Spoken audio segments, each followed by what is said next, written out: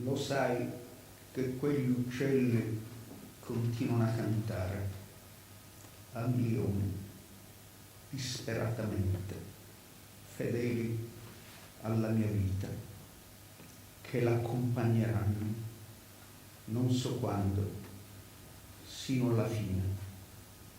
Solo qui, in un orecchio, levano le voci del loro abisso. E ora te ne parlo. Dove sei?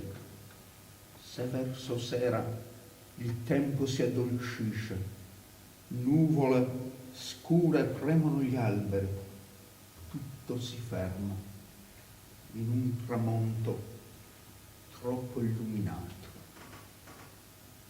O forse che il brusio delle lunghezze d'onda non prese d'una vita, l'unisono che accoglie ciò che volevi dirmi.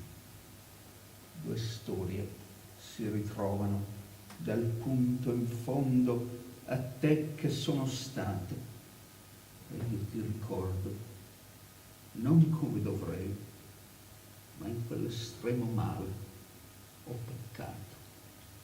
Nella tua gabbia sempre più piccola, volatile, spiumato, animaletto sordido, torbido e tormentato.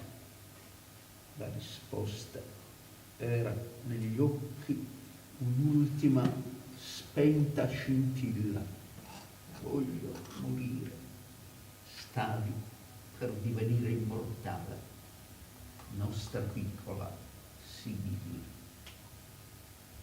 E infatti qui attorno svolazzi a sera e canti ciecamente con gli altri uccelli per sempre ronzi qui nel mio orecchio.